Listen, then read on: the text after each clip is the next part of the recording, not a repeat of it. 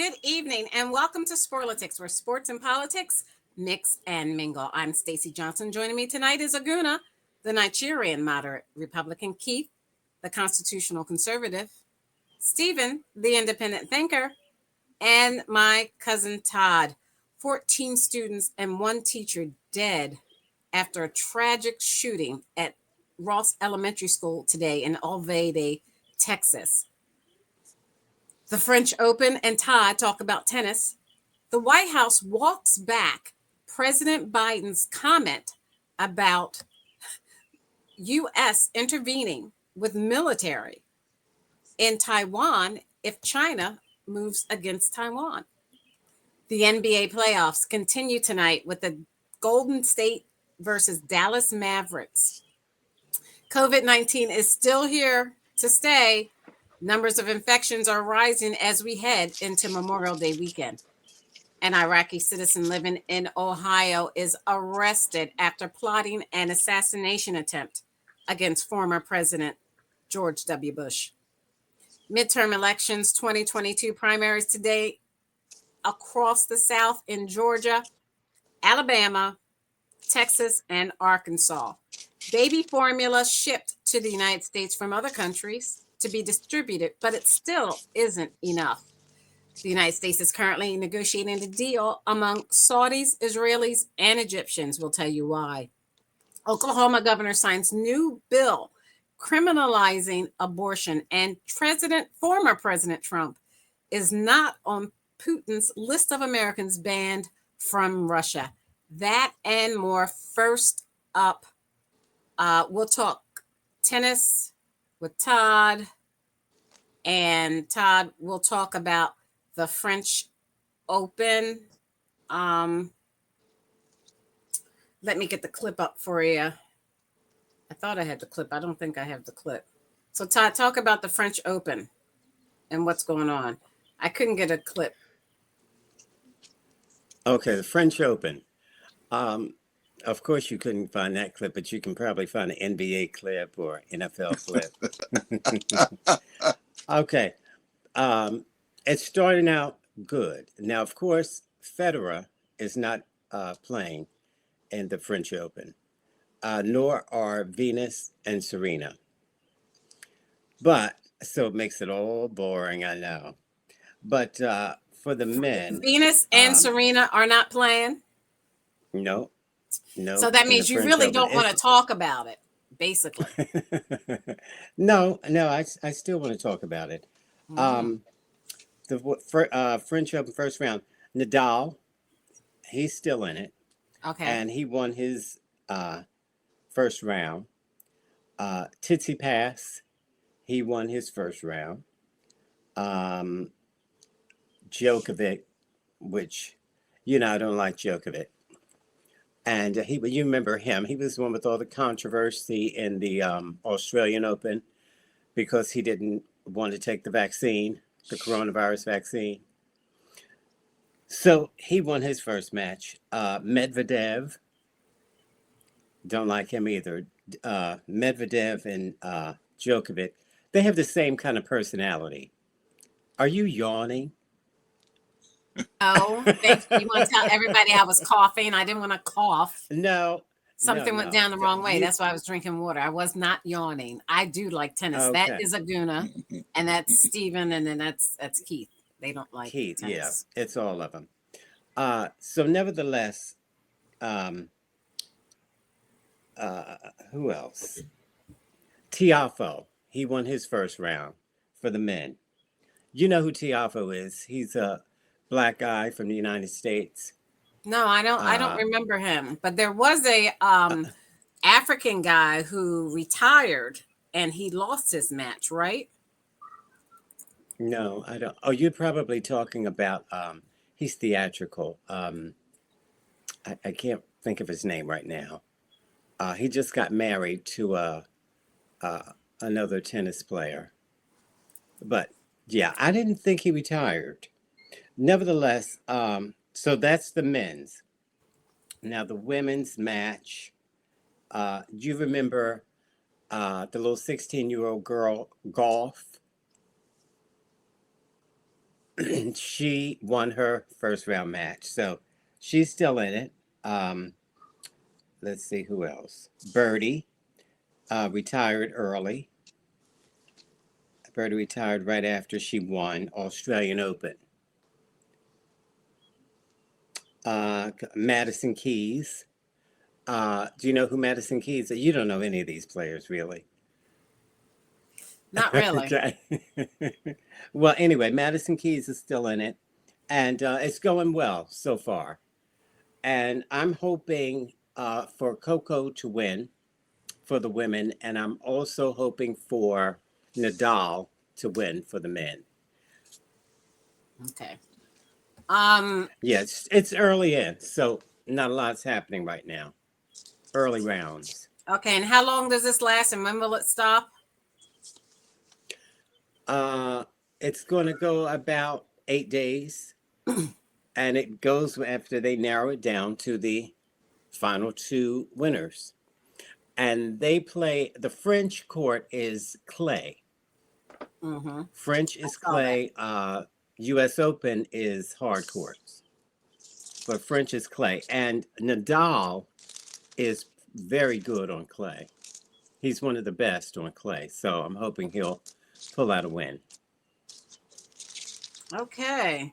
Thank you. That's it. I want to look into our breaking news. I'm going to share my screen.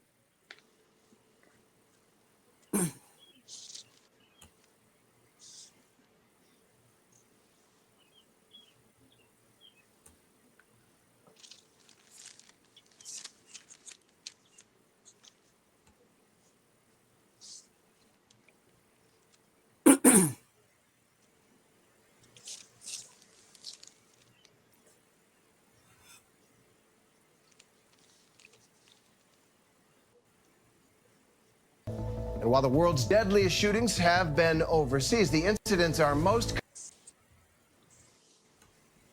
common in the U.S. 31% of the gunmen in mass shootings worldwide were American.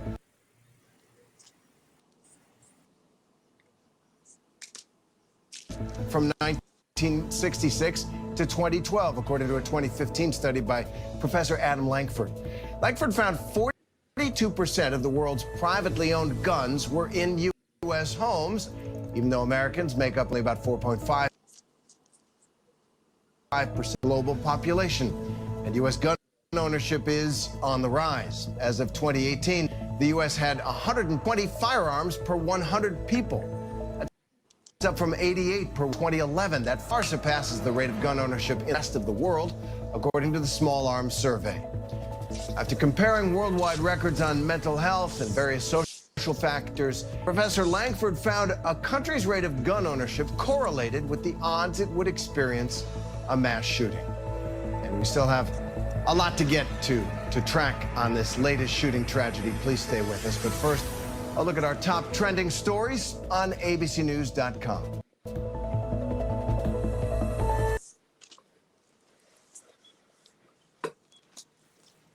Okay, our thoughts and prayers go out to the families of those children lost in that school shooting, as well as the teacher.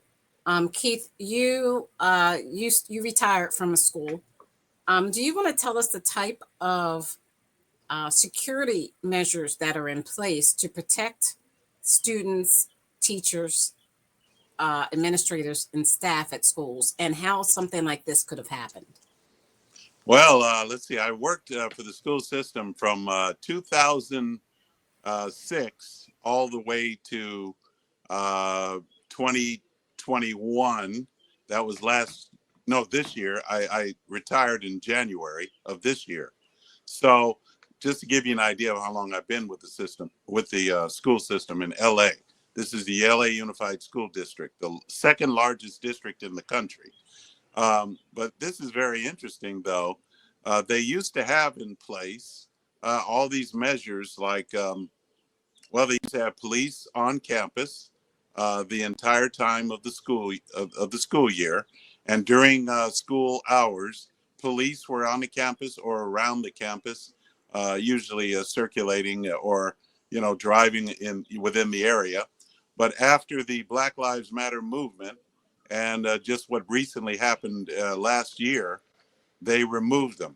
The police were taken out of, I mean, this as far as LA is concerned. No LA school police are on campus during the school hours anymore. And this is the first time that I've seen that in the 15 Because years of or Black 16 Lives years. Matter, is what you're saying? Did I What say is that? Black? Did I say because of Black Lives, or did I say after Black Lives Matter movement when they said no police, defund the police, take the police out? That's what I said. I believe I did say that. So I did Oh, not say okay. because of Black Lives Matter. Now Okay. you might say that, but you know the public officials. I Well, don't you know if they tried to listen to them. allude to it, and nobody's Well, dumb except you. that's because the public officials came out and they even had all kinds of vigils downtown. The mayor of Los Angeles, the chief of police of LAPD, and the school police. They all came. Well, not the school police; they were against it. But the chief of police of Los Angeles, they came out and joined with the Black Lives Matter crowd, and pretty much gave them said, "We will." Consider your your demands. So basically, that's what happened. They removed the school police, and also punishments have been removed. They used to have police used to go and get truants that would leave school and that would ditch school and would be truant, and they used to bring them back to the school. They used to also charge them $100 fee for being truant, but they removed that. They also removed all punishment, all suspensions. So there are no school suspensions in LAUSD per se. Okay, they don't suspend kids for doing things that are, let's say, illegal or bad, like they used to. And certainly, I'm from the World War II generation, so we certainly don't get SWATs anymore. We used to get SWATs in the principal's So, office. so So I'm all of those sorry. things have changed. Did you I don't explain know. how you were protecting? What was it? The basic procedure to protect students, The teachers, basic, administration, and the staff basic from shootings? the basic procedure was to keep police on patrol around Okay. the perimeter of the schools and Okay. also on campus. They had their own office on campus. They had a little police office, a Okay. school police office on campus. And they Okay. also did checks frequently. They did, they searched kids in high school at least. They searched kids for weapons and things like that. They also had what do you call those? You know those those beepers. They go off when you have a metal detectors. They Okay. didn't. Yeah, they had those things, and they used to utilize those. So, but they don't So how anymore. so how in the world do you think that Wait. that But they gentleman got don't. into the school? Well, he probably walked into school. I mean, you can easily do that. How Not can all you school. easily do that if you have all those things you just said? It sounds like there are layers of Well, security. So how can you just easily walk into a school? I said, and in the beginning, I said, for Okay, so many mhm, years, I've been with the district for over 15 years. And mhm. for all the early years that I was with the district, they had locked, they had locked gates, they had locked doors. Even to enter into the office, you had to be buzzed in. Okay. Okay. So that was, that was utilized. But recently, everything has pretty much changed. So even after COVID, with the lockdown and everything, it's a little different now. So easily, somebody could easily walk it, or they could hop the fence. It's not impossible to keep people off the campus. I mean, it's not Okay. hard to So let cousin people on. Todd, what did you want to say? Okay. I'm going to get back to reality. And for you to let that dialogue go on that long, that tells me something is wrong with you. Oh, you know what? It was Black Lives Matter. That's what happened. Huh? I That's didn't right. say it. It's the most ridiculous thing I've ever heard of. Black Lives Matter have nothing to do with this. Nothing. It has nothing to do with why police weren't on site. It has nothing to do with why there are no metal detectors. It has nothing to do with anything he said. He just watches Fox News and regurgitates that crap they talk about, and he's on the dark web. So this was a situation where this 18-year-old boy should not have been allowed to have a gun. And of course, he did. And from what I understand, it was an assault weapon. And so he mowed down 14 children and a teacher. This is elementary school. And then what you will hear from your radical Republicans are things like what Keith was just saying. Well, everything did change. The Black Lives Matter did it. Instead of saying, we've got to do something about gun laws. How many times is this going to happen? And we say, our thoughts and prayers go out to the families. And then what you eating for dinner? It is the most ridiculous thing I've ever heard of. So this is number 3 in 10 days. Remember the supermarket shooting in Buffalo? In Buffalo, yes. Yeah, that was 10 days ago. And then our thoughts and prayers go out to the So family. what? I'm not supposed to say that, Todd? I'm not. Our thoughts and prayers go out to the family. No. It's to not make you, that like a it's the joke lawmakers. because I said that is ridiculous. So is it the congressional lawmakers? The lawmakers. Okay, the congressional lawmakers. You the cannot congressional change these lawmakers. laws. Is it You the can congressional get them lawmakers, to or enforce is laws it like, the you congressional have to- lawmakers or the local Hey, lawmakers? Which one are you referring to? Ma'am, let me answer. Why don't you interrupt that kook when he's babbling on about nothingness? I'm saying this. You're not a lawmaker. These lawmakers should do something about this instead of saying things like, oh, everybody should be able to have a gun. It's their Second Amendment right, whether they're insane or not, whether they're a criminal or not. Well, we think about the Sandy Hook shooting. We think about these horrible, horrible shootings and in these schools. And it seems like to me and supermarkets and churches. And it seems like to me after this has happened over and over and over again, it becomes incumbent on the local legislators to do something about it. And I'm talking about your school board dealing with your council in your particular city or borough, and then taking it to the state and having your state legislators reinforce what the local legislators did. This is where it has to come from. You can't automatically go to Congress and say Congress is banning, because every state is different. Every state is different. And states have state rights. Go ahead, Keith. I want to make also an observation here, which Todd will totally ignore.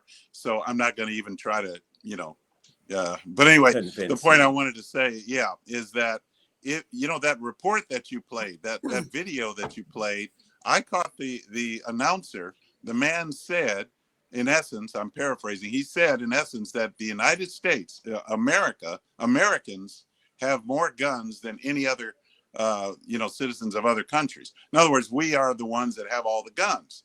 Now, doesn't that tell you something? When you have all these shootings that we have had, think about the shootings. The shootings are done mostly in places where guns are not allowed to be brought, like in schools.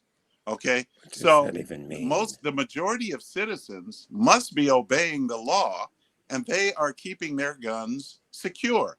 It's only the 1 or 2% or 0.5% of people that go out and start shooting people at random.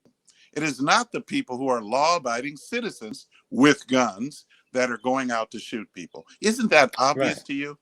I mean, it wouldn't be the top. I can agree with that. Okay, we have a comment. We have a comment from Paper Doll who says the bottom line is this person should not have been able to obtain a gun. Going off on a tangent about Black Lives Matter, BLM, will not erase that fact. Guns are too easy to obtain in America. That is why this happened. You want to comment on that, Keith? Yeah, I would love to. Tell that. I don't know. You what can people tell them. You can tell Paper Doll. Yeah. Paper Doll. I don't know.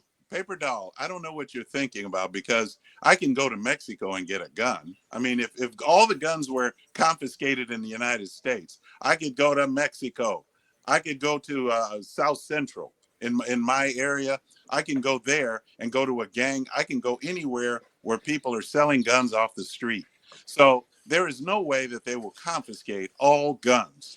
If that were possible, I'll use a knife, or I'll use a crowbar, or I'll use a wrench, or I'll No, use you some won't other be able to kill device. 14 people Or maybe with a I'll use a car. crowbar. Maybe I'd use a car. How about that? You can Oh, mow this is down people silly. with a car, with an automobile. You can mow down people. So don't tell me that a This person is that has silly. it in their mind to hurt other people will not be able to hurt other people because you take the guns away. So you need to understand that. That's a ridiculous most- argument, Stacy. And most You can't let him assaults just happen- babble on like this. And most assaults happen with the fist, and that is a fact. I'm a Okay. self-defense Okay, instructor, and I Todd. know it. Go ahead, Todd. Respond to Go Paper ahead. Doll, who wrote that statement, and Keith. if Well, you will. Paper Doll is exactly right.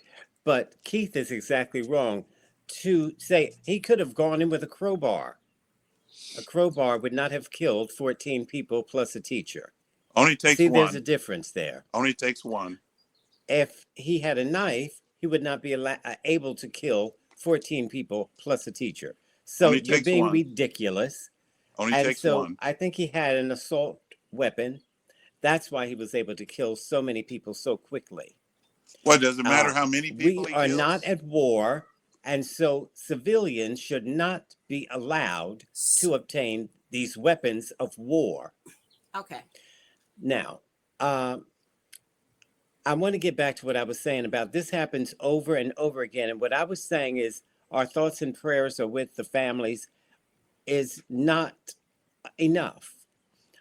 You hear these lawmakers say that over and over again, and that's it. And they move on.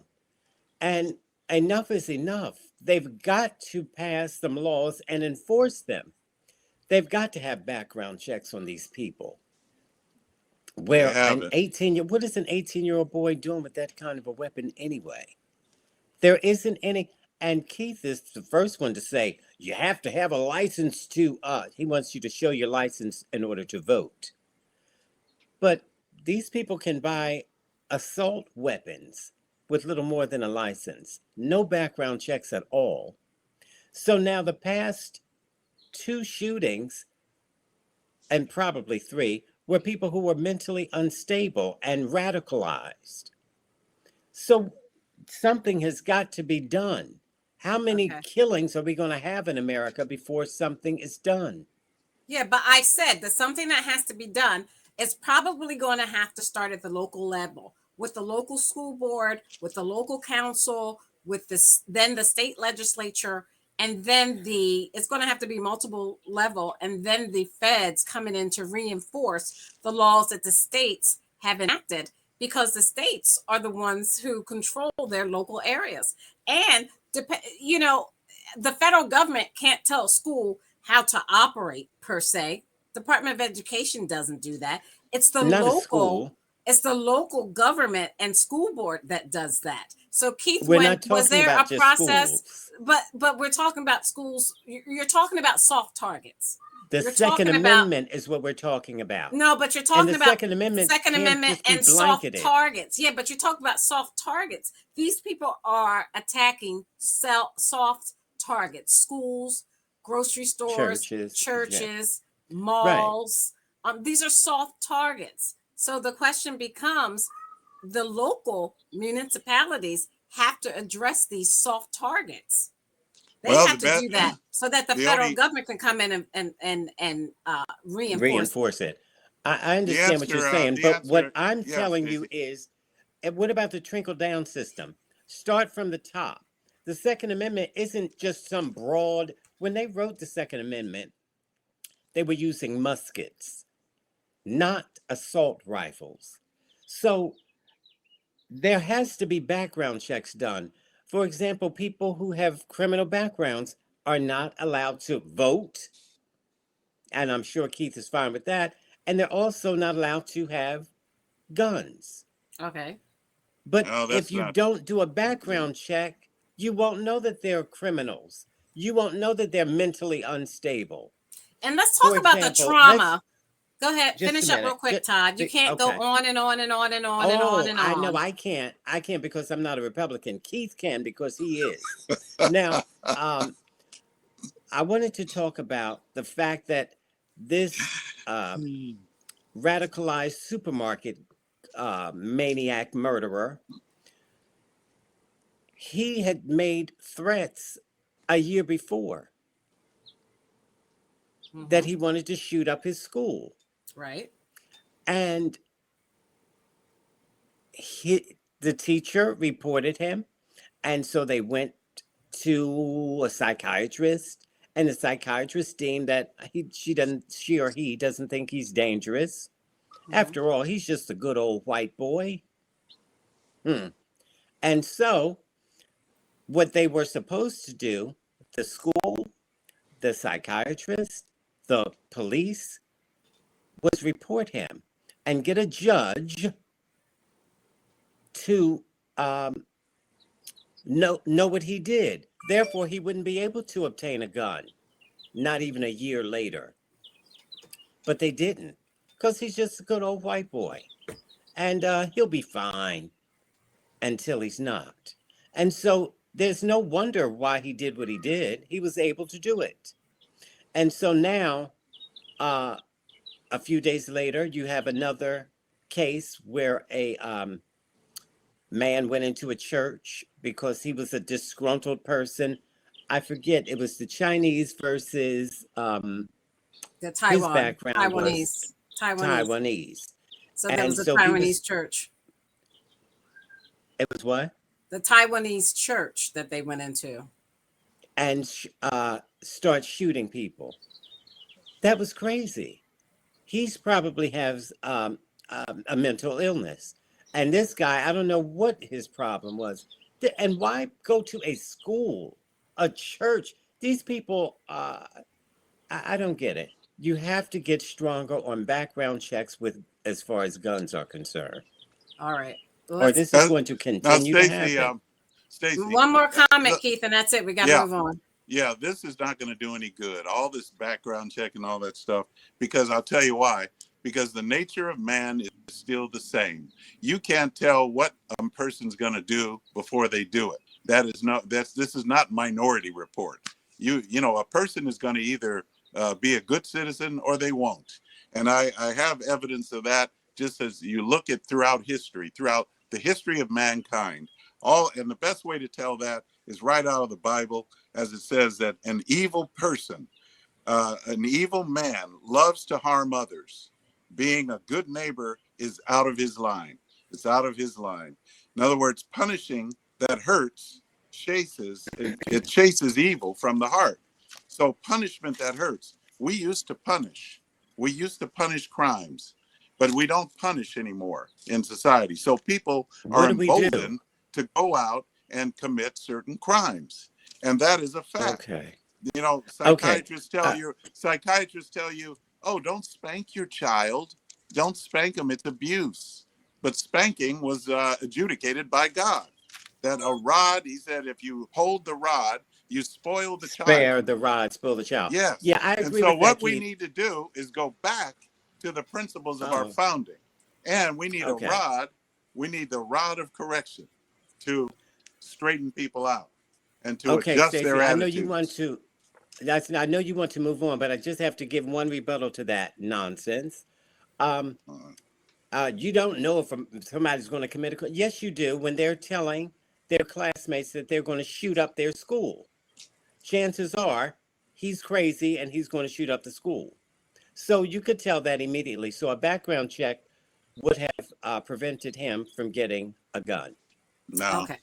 All right. Let's move on. We begin with New York City declaring a state of emergency over the nationwide baby formula shortage. The order empowers the city to prevent price gouging as inventory declines.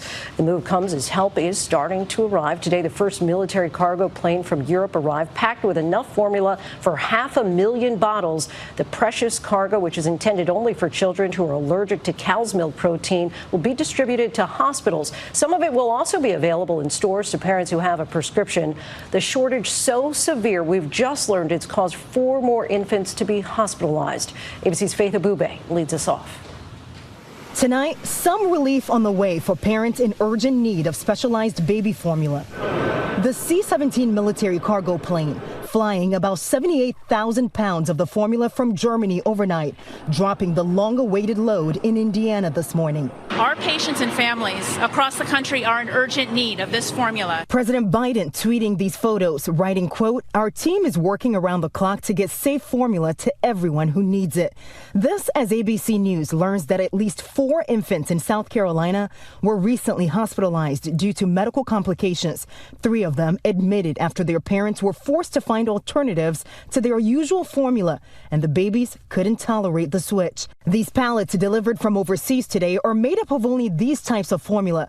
They'll be verified and then sent to hospitals and medical providers across the country to distribute to parents whose babies have a medical need, vulnerable babies allergic to cow milk protein. We're going to be seeing deliveries made in a matter of days. This particular formula is for a very, very small percentage of children, roughly 17,000 children in the country. Parents with prescriptions from their providers can also get the products from certain stores. According to government officials, there is enough product in this first delivery to make roughly 500,000 8-ounce bottles of baby formula, enough to feed 9,000 babies and 18,000 toddlers for 1 week. But millions of parents will still have to wait for relief. New York City Mayor Eric Adams today declaring a state of emergency to crack down on formula price gouging. Meanwhile, major formula manufacturer Abbott issuing an apology after its voluntary recall of the formula in February and pandemic supply chain issues led to the dire shortage. Robert Ford, Abbott's CEO, writing in a Washington Post op-ed, quote, "We're sorry to every family we've let down. I have high expectations of this company, and we fell short of them." Ford says Abbott will establish a $5 million fund to support families impacted. Still, many parents remain frustrated and panicked. You can cut the desperation with a knife. Nothing else matters. The world stops until you find that formula. Just palpable desperation. Faith Abube joins us now. And Faith, so many families waiting for formula. President Biden says the teams are working around the clock, but clearly more is needed. When might we be able to expect additional shipments to arrive? Lindsay, Agriculture Secretary Tom Vilsack says he anticipates another delivery of baby formula from overseas to arrive here in the D.C. area later on this week.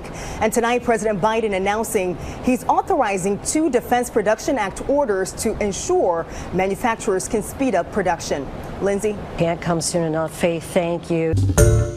Hi, everyone. George Stephanopoulos here. Thanks for checking out the ABC News YouTube channel. If you'd like to get more videos, show highlights, and watch live event coverage, click on the right over here to subscribe to our channel. And don't forget to download the ABC News app for breaking news alerts. Thanks for watching. So Keith, for 1 week, there's enough formula for these babies who are suffering from certain allergies. They have allergies to cow's milk and things like that. So 1 week. But Abbott Labs unfortunately let us down. They're upset because they unfortunately let us down. But what's the answer? People can't feed their children. They're panicking. This is a real problem. I don't get it. I really don't know what the problem is. I mean, all of these situations are man-made.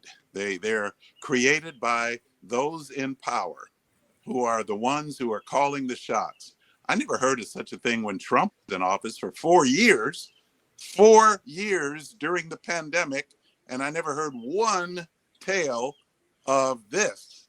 You know, a shortage of baby formula. What is this? Okay. I don't get it. So anyway, all of a sudden we're hearing a shortage of baby formula. I don't know what's going on, but I'll tell you this much though: there are other alternatives. But what are the other alternatives? Well, I know people that there's some people are raised on farms.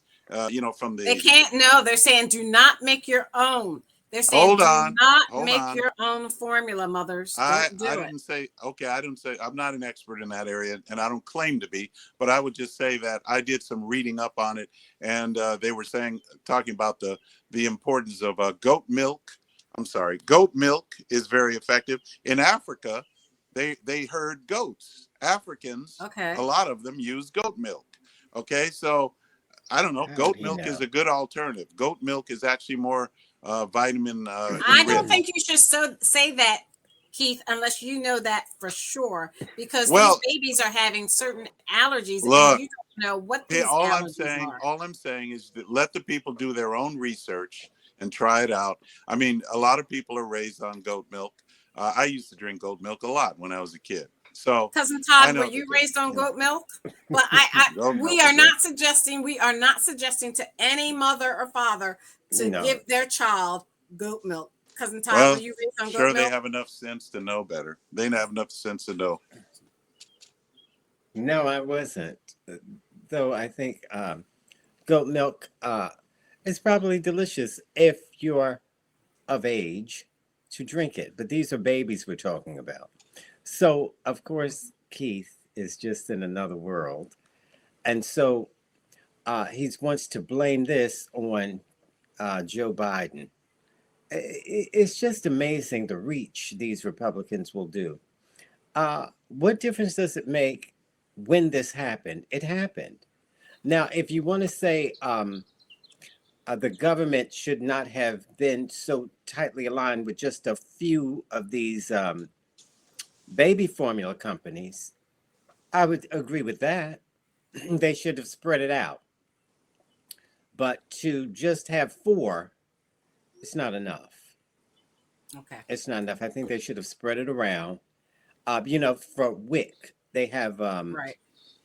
50% of their product goes to WIC. And so I would have spread that around, to different, but they had no idea this would happen. But this, with the coronavirus and all of the backups we've been having, these past 2 years has been rough. Really But then, too, I heard it was a sanitation problem at the factory, not being cleaned and that kind of thing. So it happened, and fortunately, the president Fortunately, is it's jumping horrible. on it. Yes. It's horrible Fortunately, that the it happened. president is acting fast, and I guarantee within you, if a Trump few had been in weeks or a office, month. you'd be blaming him. I'm sure of it. If No, Trump had been in ma'am. office, yes, you No, would. no, Yes, no. you would. This Yes, is you would. And this so is would the the country. silliness of Yep. Americans. They Yep. think the president. They think the president has anything to do with the economy. The stock market went up. Oh, it's the president's fault. The stock market went down. Oh, it's not. He has nothing to do with that. But it's just a farce, and people keep pretending that is the case, and it's not. So we just got another comment from Paper Doll. If you'd like to join us, you can go on YouTube and please like and subscribe. And also you can comment in YouTube and we will display and answer your questions or comment. Paper Doll says, I heard a tale of over 100,000 people who died in a pandemic while Trump was in office. Do you have a comment to that, Cousin Todd? I do. Oh. Let Cousin Todd go first, and then you can go, Keith. Mm-hmm. Yeah, and I heard that they died unnecessarily so because he did not take action. He was saying things like, oh, it's a Democratic hoax, and we'll be back in church by Easter. Of course, that was 2 years ago. And this started in March, and Easter is in April, as you know. And we didn't go back to church because people could not gather. So nevertheless, and then of course he was saying things like, yeah, there's bleach that'll wipe it right out. And people were injecting bleach into themselves. It's really Trump supporters. No, they weren't injecting bleach into themselves. Cousin Todd. They were. They were not. Go They ahead, were- Keith. You know, of What's all your the response to Paper Doll? Keith may well, have. our response is that of all the stupid, idiotic things that Todd has ever said, I mean, for him to make a statement that people are stupid enough, maybe they are, maybe some are, but if people are stupid enough to inject bleach in them because they think that Trump told them to, or ingest it, drink it, I mean, because they think that Trump told them to, come on. First of all, if they hate Trump bad enough as you hate him, you would never listen to his advice. But anyway, Paper Doll, or whatever his name is, or whatever their name is, Paper Doll, first of all, you don't identify your source. You heard a tale that 100,000 people died. That's all it is a tale. And that's what I have to say. You heard a tale. The number is 1 million now. Well, you heard a tale that 100,000. I'm responding to his or her comment. I'm not responding to yours. He said 100,000 people died in a pandemic while Trump was in office. Okay. Yeah. So I tell you one thing, it's amazing because you're now claiming that Trump is responsible for it when in actuality, COVID is responsible for it.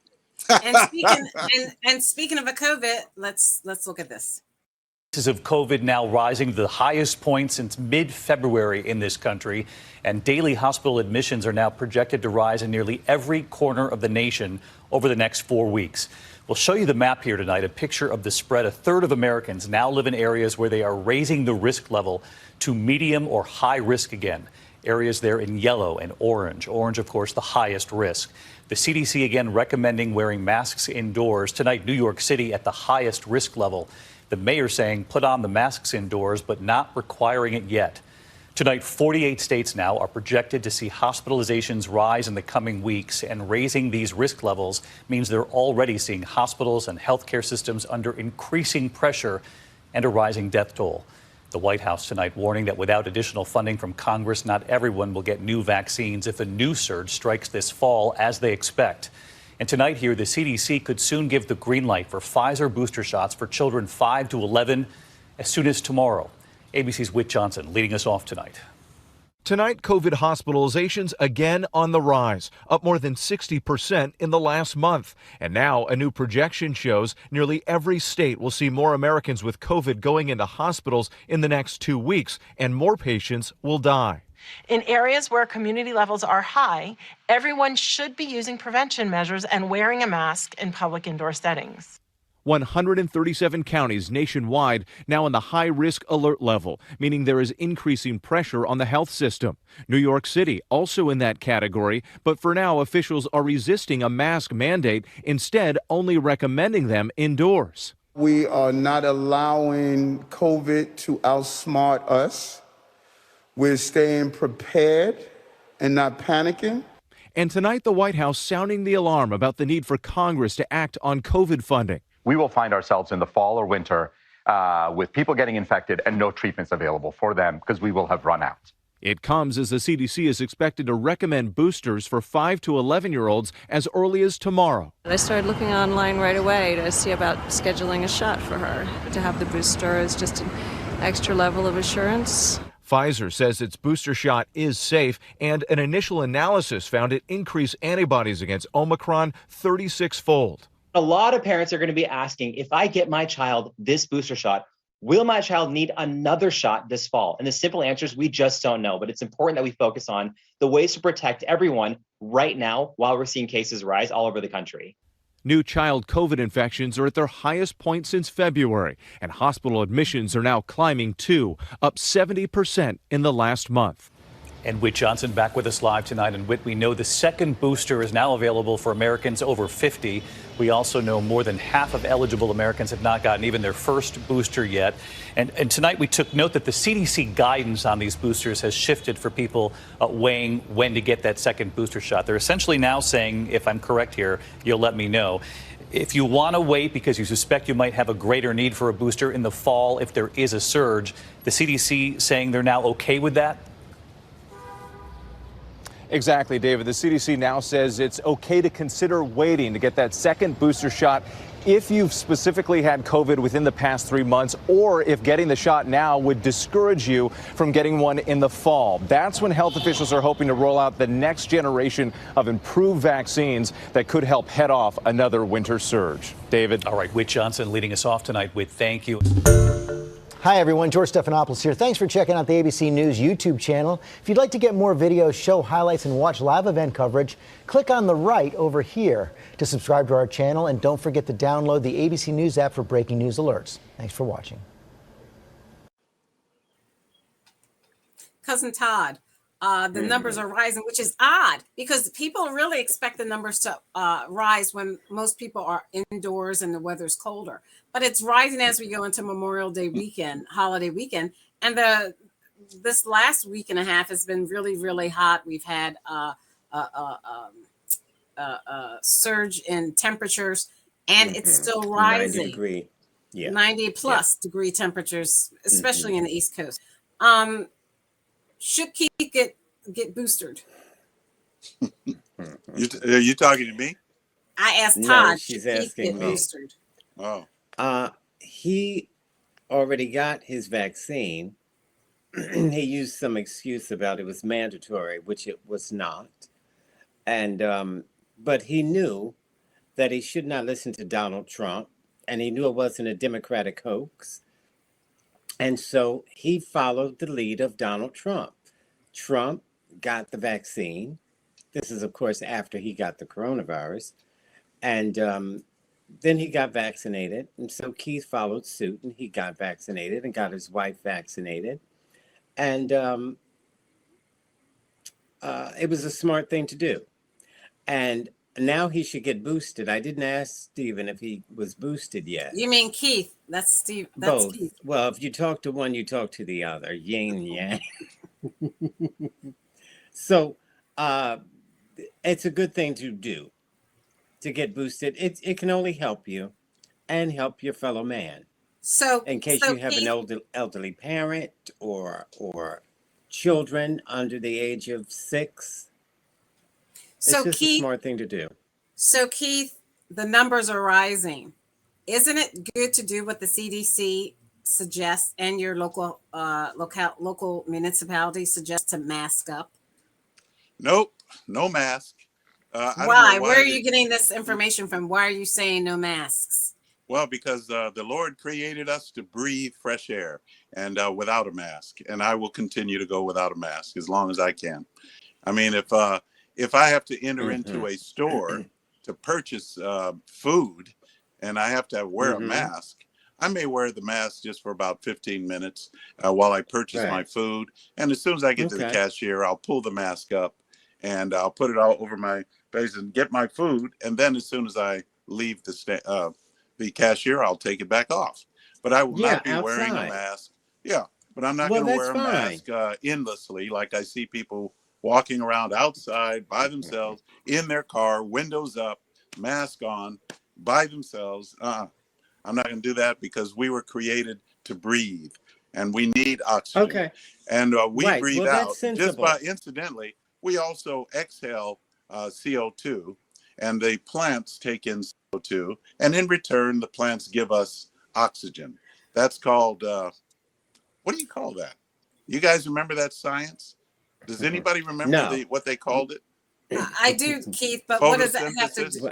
Well, what does that have to do with? Well, what it has to do with is the science says I need fresh oxygen. I don't breathe in my own CO2. That is unhealthy and is not good for the immune system over a long period of time. So I will not do it. Thank you. And that is my reason. You don't have to wear when you're outside. But just like you want your surgeon to wear the mask when he's operating on you, right? Yeah, so the blood doesn't gush in his face. But he's operating on me, and blood That's not is why he wears all over the a place. mask. Sure it is. That's one of the reasons.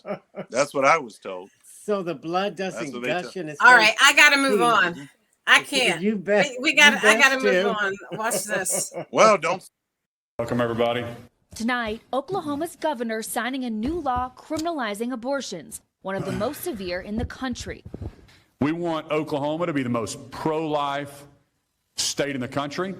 We want to outlaw abortion. The new law now making it a felony to perform an abortion at any point in a known pregnancy, punishable by up to 10 years in prison. The pregnant women involved would not be criminally charged. The burden instead falls on abortion providers, like those at Planned Parenthood or the Trust Women Clinic. We knew that it was coming, but that doesn't make it any easier. In Oklahoma, we may have to pivot away from providing abortion care. The law takes effect this summer. The only exclusion is to save the life of a mother. No exceptions in cases of rape or incest. We spoke with protesters outside the Oklahoma State House last week. What do you make of the fact that this fight has gone on now for decades or is being rehashed again now?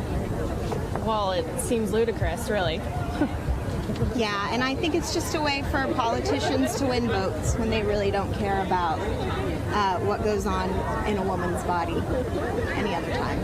The White House calling the new law a, quote, unconstitutional attack on women's rights. Experts say it's sure to face legal challenges. The bill is clearly unconstitutional. It's unique. It's a provision that criminalizes people who provide abortion. But the bill comes as part of an aggressive push by Republican leaders in 28 states to restrict or ban abortions.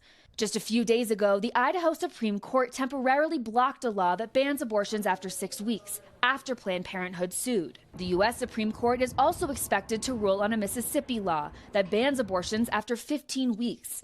Their decision could severely erode or overturn Roe v. Wade and impact the constitutional success of these latest measures. It takes a long time to mount one of these challenges, and of course the fear is that the Supreme Court will change the law. Though Oklahoma's new law might be challenged, anti-abortion activists say it sets a good precedent. It's definitely a step in the right direction. We can no longer deny that the unborn child is there, and he or she should be given rights. Advocates for women's health, though, see it differently. We are incredibly disappointed that lawmakers are disregarding the health and well-being of their constituents.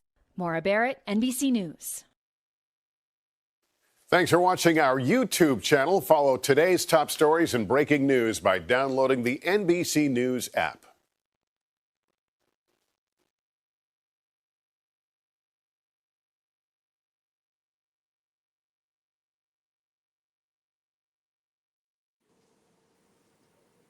Okay, before we go on, Aguna's unable to join us tonight because he's battling the flu, but he is joining us by comment, and this is what he has to say. I'll show his comments.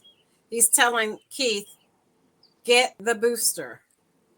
He also said Keith was scared. He was scared. And then Aguna says to Keith, cool, nobody wears the mask endlessly, but if they do, it's their choice. Yep. So let's go on to thank you. Well, let me comment. Let me quickly comment. Go ahead and comment, Keith, because Aguna is watching. I agree with Aguna on the last point. Aguna, you're right. It is their choice to wear a mask, just like it's my choice not to wear a mask.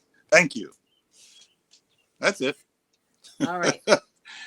Thank you, Aguna. He is watching, but he can't talk, and if he talks, he'll start coughing profusely. Now, I think he's got the COVID. He told me he got the flu again. But I mean, who gets the COVID? I mean, who gets the flu nowadays? Didn't he get it twice, or did he? I don't know. No, he just said right on. He's just said right on. He got the COVID.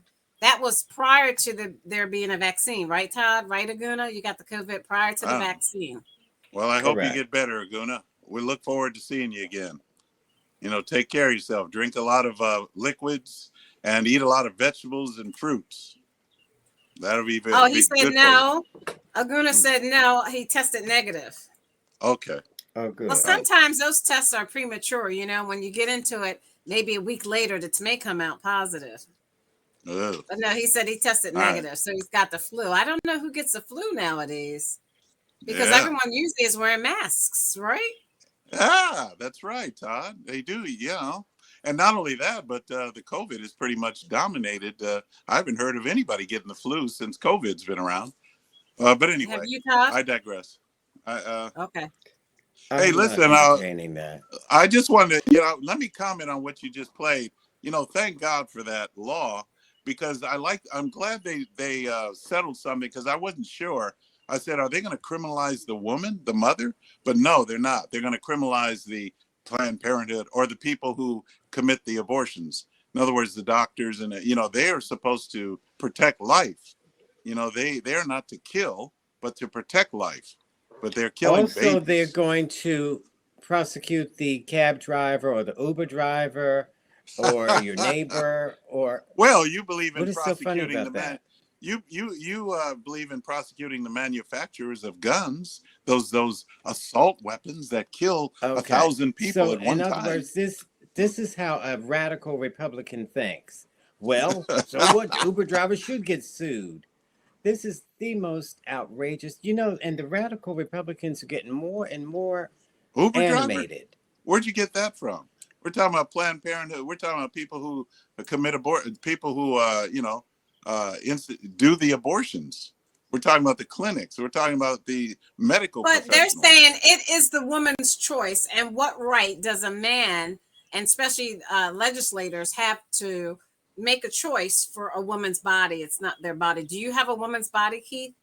Well, no, but what if the women are making the law? What if women are involved in the legislature? You don't Some think of them women? are, but some Okay. of them are, but Keith, it's not enough. What were you going to But say, you don't Cousin think Todd? you're trying to say I that all was going men? to say, because when you ask Keith things, it just gets so ridiculous. This is what I'm saying. These men, particularly white Republican men, have no business pretending, because it's all a pretense, that they're so interested in children and saving the children. For what? When they're born, they couldn't give a crap about them. For example, these shootings that you just heard where 14 people were killed, and you'll hear them say, our thoughts and prayers go out to them, and nothing Yes, more. thank God. Thank And God for like I that. said, their next line is, what are we going to eat? And so when you have heartless people like that, they're not interested, because once this baby is born, will they give you any extra monies? For example, Joe Biden gave families, anybody with children under the age of 18, $200 a month extra, because people need that. If you make less than $100,000 a year, or I think $150,000, it was per child $200, which was a good idea Not bad because idea. children need that. Bad For idea. example, I was asking Stephen about that, and he said, I had to work 2 jobs when my kid was that young. Well, who suffered for that? The child. Because the child didn't see his father. If the father's working 8 hours on one job and 5 hours on the other job, America is better than that. I got a So question for you. the No, so $200 wait a minute. Go ahead, month finish your would point, help. Todd. We have people commenting. Would help those who are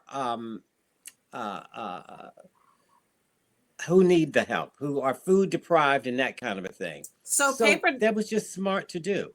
Go ahead. So Paper Doll says, in the most extreme cases, being forced to give birth, even in an instance of rape, and incest is rape too, it's bizarre to even have this up for debate, the right to one's own body. Now, Aguna says, so if a baby is brain dead, you don't have to read it, Todd. I'm going to read it. So if a baby is brain dead, a woman has to take the baby to term because of a government mandate. And then that means, go ahead. I was going to explain what that meant. And then wait, abortion... Paper Doll says, wait a minute, Paper Doll says, my body, my choice, except if you're a woman. This is the Handmaid's Tale come to life. Women being forced to carry pregnancies against their will. Aguna says, cherry picking government overreach. And then Aguna I says thought, termination. Wait, and then you comment, Todd. Termination of a Mhm. pregnancy should be a choice between the woman, her doctor, and her God. It's always a hard decision to make. Go ahead, cousin Todd. Okay, I was going to say about rape and incest. That Republicans used to go along with that, but they've gotten so radicalized now they say it doesn't matter. Now, what Aguna was talking about is if you have an ectopic pregnancy, for example, you got to get that baby out of you because the baby is no longer viable. But the way to get it out is by having Surgery. an abortion. And so if the doctor does that, the doctor may get sued. So what is the doctor going to do? They don't want to be bothered with a court case because you, Keith, or whoever's trying to sue, didn't know all the ins and outs. You just filed the lawsuit because you wanted $10,000 minimum. Well, first of all, And if the so, baby's dead, what are you talking about? If the baby's dead, then he's mhm. dead when you take him out. Wait, when you take him out, who's going to take him out? The hospital, the doctors, they'll take the baby That's out. that's an abortion. Okay, well, if the baby's dead, he's dead. What's the problem? If he's dead, That's he's dead. that's an abortion. You know that, right? Yes, but then again, the baby is dead. Okay, the baby. If his Well, the scenario was doctor he was has to brain go to dead. court. The doctor has No, to go to court to prove I don't that. see how that's reasonable. I don't see how that would happen, because if the baby is brain dead, if they've already clinically claimed the baby is dead, Mm-hmm. then how in the Yes, world are they going to be tried or convicted for some kind of crime because they because aborted? abortions are illegal in the United All right. States, or they want them to Well, be illegal. let me say this about what Aguna said, though. I want to say the woman's, but it's really interesting. I thank God, and you Mm-hmm. guys, we should all be thankful for this, Stacy, for what I'm about to say. Isn't it great that when Mary gave birth to Jesus as a virgin, in other words, it was not because of Joseph's seed, but it was a supernatural birth. Thank God she didn't abort Jesus. Isn't that wonderful? Because now Jesus, for what Jesus has done for all of us. Thank God Right, for that. Woo! right. But what about Anyway, Okay, so I masturbation? just wanted to say What that. about masturbation, Keith? You think there is that a No, don't. sin? You Do don't you have to think they change the should subject. go to jail for masturbation? That Men, has nothing to do with what we're talking about. Think about do what so you I just think said. men Think should go about to what I jail for just said. masturbation? What should be Oh, the look, punishment for that? look what it says. Look what it says. so Brain dead. Aguna says brain Right. dead may still have a heartbeat. So the baby could be brain dead, but still Uh-huh. have the heartbeat, but still Yeah. be in the woman's body. And then Yeah. Aguna says, plain Wow. dumb can't save you. So I think he's Okay. talking to you, Keith. Yeah, I know. That's why I'm coming. That's why I'm It's saying, only one dum-dum here. Dr. Aguna, if you're brain dead, but you have a heartbeat, wouldn't it make Mm-hmm. sense to go ahead and go through the process and see what happens when the baby is born? If you just See let what the baby happens. come. Yes, if the baby has a heartbeat and the baby Mm-hmm. and you say he's brain dead or she, Mm-hmm. then go ahead with the process. In other words, go ahead and let the baby be born and see. A vegetable. Well, that's right. And if the baby Well, comes out a vegetable, then obviously who's going to pay for that vegetable? the baby is dead. So the Who's going to baby pay for cannot. that vegetable, The baby Keith? will have no The life in government? him, and then obviously you've settled the matter. So Keith, go ahead and Who's get rid of going it. to pay? Aguna said, Keith, you need to fight for sperm rights too. Well, why would he say that? I don't understand. Sperm rights. What does that even mean? He's Aguna, what does following that up mean? on my comment about masturbation. What about it? What about it? I'm Say going it to move again. on. No, I mean that's. President Joe Biden came to Japan to bolster one of the US's most important alliances in the Asia-Pacific at a time of multiple challenges across the region. But he may have worsened one of those regional flashpoints with less than tactful answers at the main news conference, as he's done in the past. It came in response to a question about whether the US would respond militarily to a Chinese invasion to take the island of Taiwan that Beijing regards as a breakaway territory. Are you willing to get involved militarily to defend Taiwan if it comes to that? Yes, You are. that's the commitment we made. The US stance on Taiwan has been far more ambiguous in the past, and the White House immediately had to release a statement trying to clarify the US position. But what sounded like a threat to China brought this response. The Taiwan issue is purely China's internal affair, which won't stand for any foreign interference. Issues bearing on China's core interests, including the sovereignty and territorial integrity, there is no room for compromise or concession. No one should underestimate the Chinese people's firm resolution.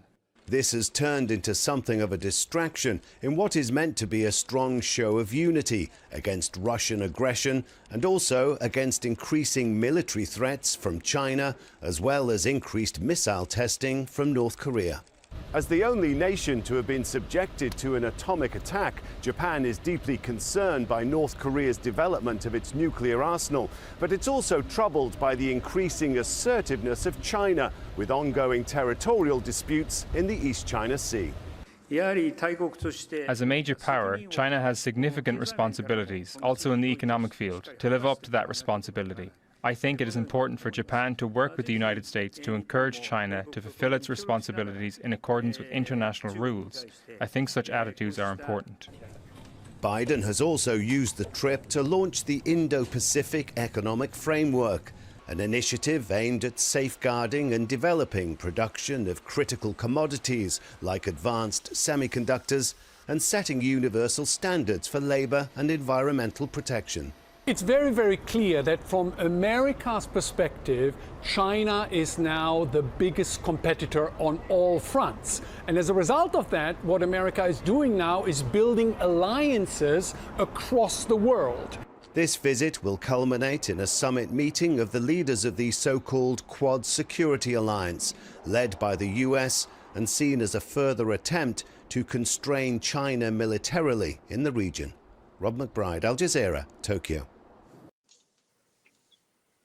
So that I thought was a very dangerous thing that President Biden said about China, about us defending militarily Taiwan. I want to share this comment real quick from someone. You gotta love YouTube says, right. So who pays for the baby once it's here? You do. I asked that question. I said, does the government pay for that vegetable once it's born? Yes. Just like everything else we pay for, we'll pay for that. Yep. Okay. So Todd, do you want to talk about President Biden's response to China if China were to invade Taiwan? He's saying that we would go in, our U.S. military would go in and defend Taiwan, which would put us in World War III. I think the president was wrong with that, wasn't he? No. That was to get China together. And because China is looking at Russia, and you have to put these people in their place. We're still America, and we're not going to tolerate if we're partners with you, we got to protect you. For example, when Russia invaded, it just left me. Ukraine. When Russia invaded Ukraine, we were supposed to help Ukraine because we told Ukraine if they would get rid of their nuclear weapons, we would protect them. Russia told them the same thing. And of course, Russia invaded them. And though we're doing enough now, but it took us too long to get to this point. And so when you make a commitment to a country, you have to keep that commitment. So when you got these saber rattlers like Russia and China trying to flex their muscle, you got to push back. Now, of course, they say Biden should not have said that. He should have been more strategic. And no, sometimes you got to just call it out and say what it is. All right, Keith, So do I you think he have a did the right thing because they try to make him into a punk and try to make this wacko Trump into some kind of a war hero, even though he never went to war, never even in the military. Bone spurs, you know. Keith, do you want to make a quick comment before we move on? Yeah, I'll just say that we need Trump. We need Trump. We need Trump because To do what? Trump is the one who really laid down the hammer. Trump is the one who knew how to use the rod of correction, the attitude adjuster. That's what they Rod call of correction? this. The What does rod of that mean? correction. Now, All right. the When rod he of partnered correction, with Putin, Trump is knew that how to when use he it. And used the rod of correction? China, you notice how China is acting all snooty now because they know that Biden is weak. And that's obvious because China was Wait a never minute. acting like this when Trump was in office. And Trump used to No, come out because- publicly and blame China. But Trump used to come up and say, China's eating our lunch. China's not going to do it anymore on my watch. In other words, he was right. He was right, Wasn't folks. Donald Trump Wait, sending Aguna love said letters to... Aguna said China and the U.S. are economic partners. Go ahead, Cousin Todd. You said wasn't Donald Trump sending love letters to Putin? To North Korean, well, he was cheating on Putin with the North Korean president, but he was sending love letters. They were sending love letters back and forth. And but so, what is China doing now? Aguna saying, what is China doing? China is Keith. Like China is snooty, acting snooty, just like that dude. You know, when he came out and spoke on the soundbite that you gave, you see how he walked, you see how his persona was, how he carried himself, the way he spoke. I mean, the guy was like, you know, these are China's affairs, so you stay out of it. In other words, United States, stay out of our business. Well, he's saying that China didn't take Trump seriously. They didn't take Trump seriously. Well, look, no, they laughed at Trump. If they didn't take him seriously, why is it that they were so quiet, but now they're so snooty? They weren't quiet. They laughed at him out loud. No. Okay, so I got to move on. And it's really interesting that Putin banned a lot of people, a lot of Americans from ever entering Russia again. But Trump, former President Trump wasn't on that list. Well, you know, hey, I got to make this comment. Well, you know, Aguna is pretty active right now for a guy that has the flu. Aguna, are you sure you have the flu? Or are you just trying to, you know, not come on the show because well, whatever. I mean, look, the guy is really active out there. Look at him. Thanks for not answering. Move on. He said thanks for not answering. Aguna is all right. He's active, man. He's all right. I'm going to move on. A man in Ohio has been charged in connection with an alleged plot to assassinate former President George W. Bush in Dallas. The 52-year-old suspect was arrested this morning and appeared in federal court this afternoon. According to the U.S. Attorney's Office, the suspect is an Iraqi citizen living in Ohio after filing a claim for asylum just last year. He allegedly traveled to Dallas in February to take video around Mr. Bush's home. Our Andrea Lucia is following this story, and we'll have the very latest for you starting at 4 o'clock. So this just came out today, breaking news. President Trump, there was a plot against his life by an Iraqi citizen. Trump? You said Trump? I'm sorry, Bush, George W. Boy, Bush. you guys can't get Trump off your mind here. But anyway. We were just talking about Trump. I'm talking about George W. Bush. Thank you for the correction, Keith. There was a plot to assassinate him that was just unfoiled today by an undercover officer who was really looking at that Iraqi citizen for trying to smuggle people, Iraqis or other foreigners, illegally into the United States. And then he found out that that criminal was trying to form a plot against former President George W. Bush. Cousin Todd, that was good that they looked into that and found that out. Oh, yeah, absolutely. When these things happen, it's really scary, and you think, why would you want to assassinate? He's not president anymore. You know, it's not like he's out on public like Trump. And for him to have a death threat like that was scary. You haven't heard of an ex-president being threatened that way. So Aguna said first they throw they threw a shoe at him. Now they're trying to kill him. Which was disrespectful completely. I hated that. And I was not a fan, particularly of Bush, neither one. But I don't tolerate that kind of disrespect from for our president. Well, I worked for President George W. Bush, so I thought he was really fast on his feet. So anyway, Aguna Keith says, is that a joke? Are you making a joke that he ducked that shoe? He was fast on his feet? Yes, he ducked that shoe. Oh. So Aguna says his hands I didn't think work. you Republicans had a sense of humor. Yeah, I see his hands work. So what? So let's talk about this. So what? So let's talk about this last primary, May 17th primary, and what happened. And friends, I want to thank President Donald J. Trump. There were primaries in 5 states, but the big ones that were watched the most closely were in Pennsylvania and North Carolina. A kind of Trump-backed Republican, Ted Budd, won the Republican Senate primary, and he will take on. All right. Woo. Sounds good. Okay. We're having a little technical difficulty. That often happens during live shows. Let me try to replay that clip about what occurred at our on the primaries, specifically all over in North Carolina and Pennsylvania last week. Let me try to play that clip again. I am so happy. I'm so happy. Yes. I guess it must be just the anointing of God. Thank you, Lord Jesus. Either that or mentally unstable.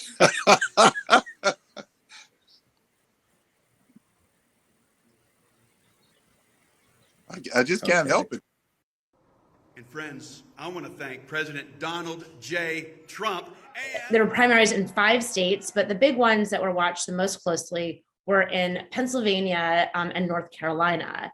A kind of Trump-backed Republican, Ted Budd, won the Republican Senate primary, and he will take on Sherry Beasley, the Democratic nominee. That will put, a matchup between a Republican who is a sort of denier of the election versus a potentially history-making woman. But it's a very hard state for Democrats to win. I think they're hoping that Sherry Beasley will be able to really excite, suburban voters, and also, there's a large African-American vote in the state. It is all hands on deck.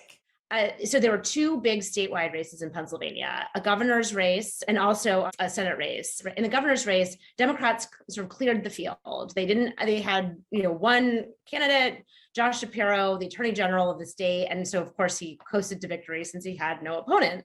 But on the Republican side, Doug Mastriano, the loudest voices against the 2020 election in Pennsylvania, urging the president to come there, talking frequently with the president's advisors in the sort of run up to January 6th. He was in DC at a Stop the Steal rally on January 6th, and he won on the Republican side. That's how we do it. People like you and us rising up together, standing in a gap for our states and nations, not standing aside, not being bullied by the lies, of course, in the media.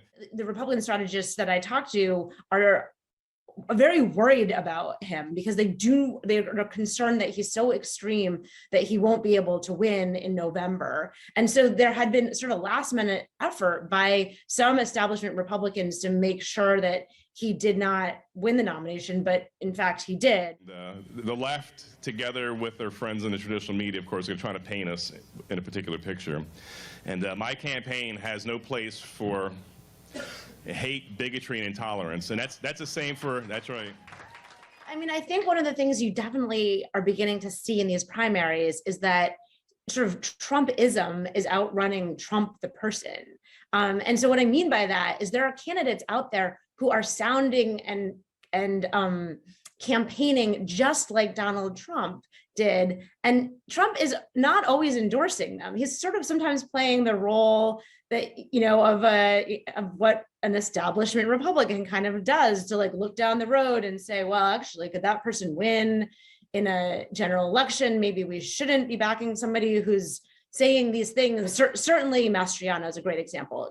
Trump decided just at the very end to get there, but also Kathy Barnett, who did not win in Pennsylvania. She very much was in the Trump vein of candidates. So in some cases, Trump has been sort of catching up to his own movement. President Trump endorsed me last June. He said this. He said, Ted, I'm endorsing you because you never wavered on America First policies.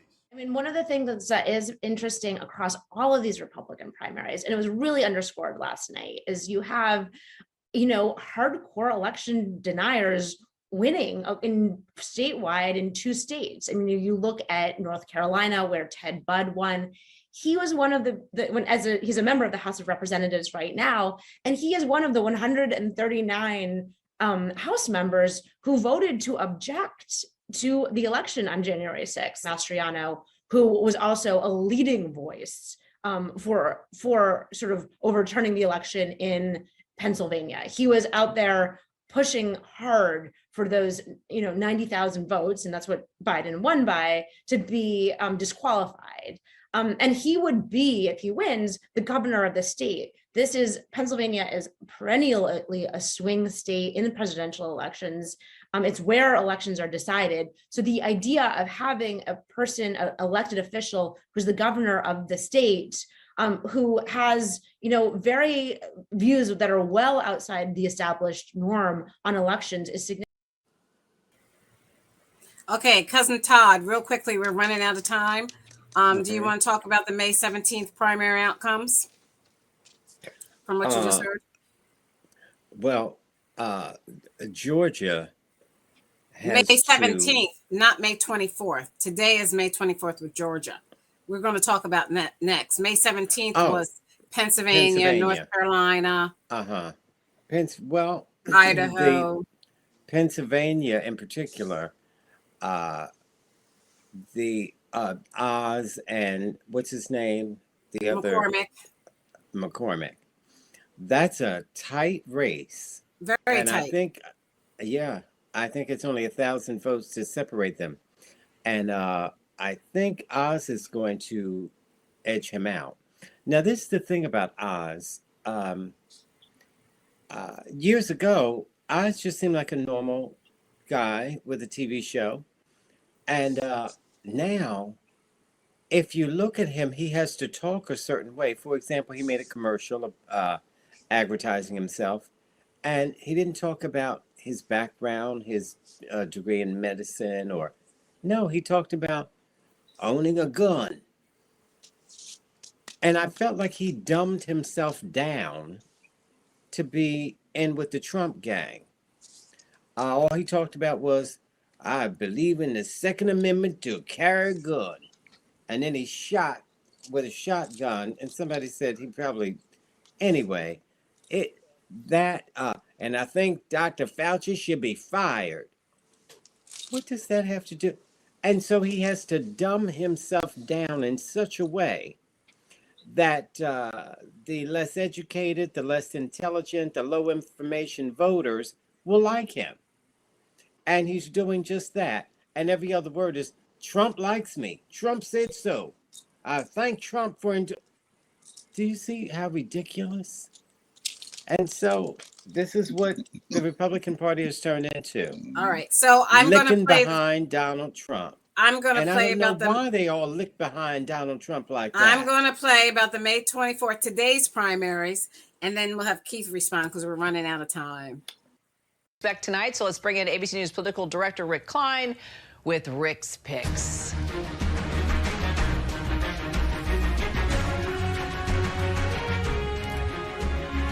All right, Rick, let's start with the state of Georgia, of course. A lot of big races. What are you watching? Yeah, Kira, Georgia is the main event tonight, and this is the map of how Senator Warnock won his election as a senator last January of 2021. And it gives you a sense of how divided Georgia is and what the stakes are for the Senate race as well as the governor's race. Here in the Atlanta suburbs, where we saw Democratic turnout way up back in early 2021 in the wake of Donald Trump's loss, and through the central part of the state where you saw Republican turnout way down. Now, Republicans, their challenge is to get energized all over again, given the civil war that is taking place in inside their party. Former President Trump has a pick. He has made it his mission to try to defeat the Republican governor and the Republican Secretary of State. It's possible that we have a split decision. It's possible that it goes to runoffs. But Democrats know they've got, waiting on the other side, Stacey Abrams running for governor again and Senator Warnock. That is basically a Democratic dream team. They'd love to recreate this map, although they know how difficult this political environment is.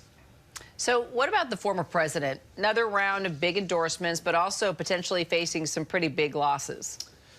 Kira, take a look at the 4 states that are voting in statewide primaries or runoffs today. In each of these states, you have at least one, in some cases several candidates that have been endorsed by former President Trump, who also endorsed the idea that the last election was not legitimately decided, the so-called big lie. And that becomes a very high-profile and high-stakes fight. We talk about it there in Georgia. Even in Alabama, things got really, really fascinating there when Mo Brooks got unendorsed by former President Trump. He, though, has not distanced himself from Trump at all. He has doubled down on his association with Trump, even putting Trump's name and that endorsement in mailers. And something odd has happened where Brooks is back in the conversation. He could squeak through, maybe advance into a runoff, which puts Trump in a weird spot. Although all of these candidates, we should note, are pretty strong in saying falsely that the last election was stolen. It's kind of funny, unendorsed and still putting support in the ads. It sounds like something that that Trump would actually do. Finally, some familiar names are on the ballot in Texas and Arkansas. Some folks we know pretty well. What's going on there? Nothing new about political dynasties, but some interesting potential fates for those bold-faced names today. In Arkansas, the leading candidate for governor on the Republican side, Sarah Huckabee Sanders. She, of course, is the daughter of former governor Mike Huckabee, who served about a decade as the governor in the state of Arkansas. She was also Donald Trump's press secretary. She's got the Trump endorsement. A bit of a different story in Texas. George P. Bush, we've talked about him, Kira, for 2 decades now as a rising star in the Republican Party. Jeb Bush's son, George W. Bush's nephew. He has become the only member of the Bush family to embrace Trumpism fully. He's running for Attorney General, currently the Texas Land Commissioner. Polls suggest he's got his work cut out for him against the incumbent there, Ken Paxton, who, despite a whole raft of scandals and legal challenges, appears to be the leading candidate to emerge out of that runoff. And he's the guy that's got Trump's endorsement as well. Both of those candidates have tried to play up their connections to Trump, but a Bush losing in Texas would be a very big deal, Kira. Yeah, well, those are going to be fun races to watch for sure. Rick. Clip from you of a speech that Stacey Abrams gave at a Democratic fundraiser over the weekend that's getting a lot of attention from Republicans. In it, she says that Georgia is the worst state in the country to live, before going on to list a number of quality of life issues like maternal mortality and incarceration. Here's a little bit of her remarks, and then we'll talk more on the other side. Take a look. I am tired of hearing about being the best state in the country to do business when we are the worst state in the country to live. When you're number 48 for mental health, when you're number 1 for maternal mortality, when you have an incarceration rate that's on the rise and wages that are on the decline, then you're not the number 1 place to live in the United States. But we can get there, Gwinnett. Now, Garrett, as you can well imagine, Governor Kemp immediately seized on that, tweeted essentially saying that he believes that Georgia is the best state to live, work, and do business, and he wants to fight to keep it that way. And I talked with his team, and they said that he will very likely mention that during that rally tonight on stage with the former vice president. Now, Abrams' team has pointed me back to her tweets where essentially she doubled down on that, kind of fleshed out those stats a little bit more and said, in her words, Governor Kemp doesn't care, but when I'm governor, I will fight to make sure that all Georgians essentially have access to the best quality of life. Garrett.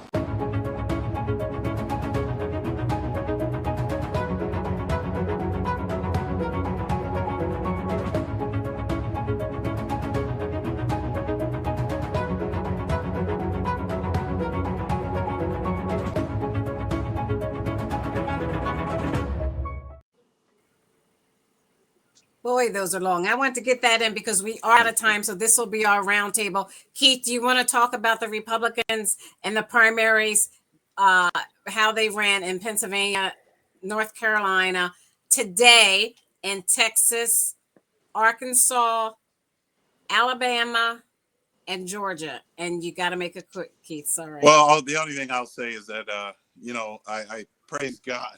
I applaud those who support Trump, and those who Trump supported. I applaud them.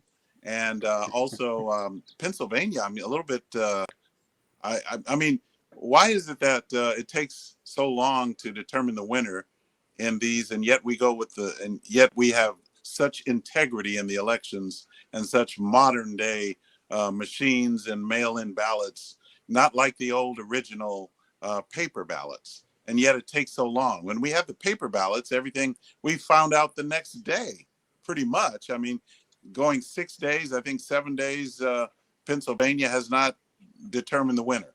All right. But anyway, Probably that's what I voter would fraud, say. don't you think? I'm not going to say, but it does bring questions. And so those are the things that I'm concerned about, for this year is, why is it taking so long? I mean, for them to determine winners. Oh, wait, Aguna is saying something, Stacey. So, yes, Aguna said, notice how the GOP, Todd, don't talk and try to read it while I'm reading it. Notice how the GOP has become a party of gimmicks versus running on a legitimate platform. Low taxes, strong military has been replaced with I like Trump.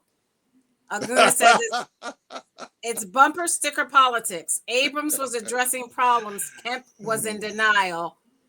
Not true. And Aguna says, I can defend myself, Keith.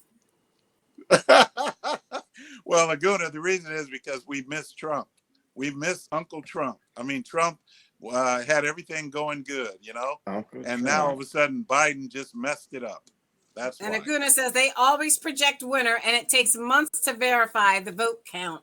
And in Pennsylvania in particular, as soon as it's within a certain amount of votes between each candidate, it's an automatic recount. And that means that the state of Pennsylvania has a certain amount of time to recount all the votes.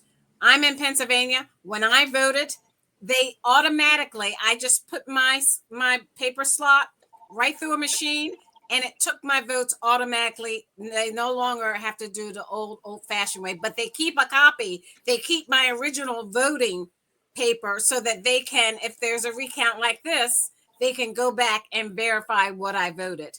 Cousin Todd? All right. Yeah, they have ways of verifying who voted and who didn't, who was legal and who wasn't. And so this is why when you hear Trump supporters say it was voter fraud, you think, how? Why? Is it voter fraud just because nut jobs said so? Even though over 60 different courts said no evidence of voter fraud. Oh, I you're heard playing music on me. I heard music. Yeah. Almost That's time to what go. the Republicans do when they want you to shut up. So anyway, too much truth for you Republicans. Anyway, now this double talk that the Republicans are doing, I forget his name, of running against Oz. He's suing. McCormick is suing to have every vote counted, even if it doesn't have the date. You have to put the date on the mail-in ballots. And the Republicans said, oh, no. Now, of course, he's suing to get those votes counted. So the Republicans are so double-talky, wishy-washy, flip-floppy. It's an embarrassment what the Republican Party has turned into. Okay, thank you. We have run out of time. To our first responders in our community, you make our lives livable. Thank you, thank you, thank you. To the women and men of the U.S. military for all that you do and sacrificing your lives so that we are free to say whatever we choose on this show, we are forever indebted. On behalf of Aguna, the Nigerian moderate Republican who is sick with the flu but contributed, Keith, the constitutional conservative, Stephen, the independent thinker who's off, Yeah, and he's not the independent thinker anyway. And my cousin Todd, I'm Stacey Johnson. Let's keep this conversation going on Twitter. We will be off next week. No live show next week on YouTube. Although you can go on YouTube and watch any of our previous episodes, remember to always like and subscribe. No live show next week. Feel better, Aguna. We'll talk to you after that. And what about our other networks that we're on? Oh, that's right. Check us out on Twitter, Twitch, The Flow.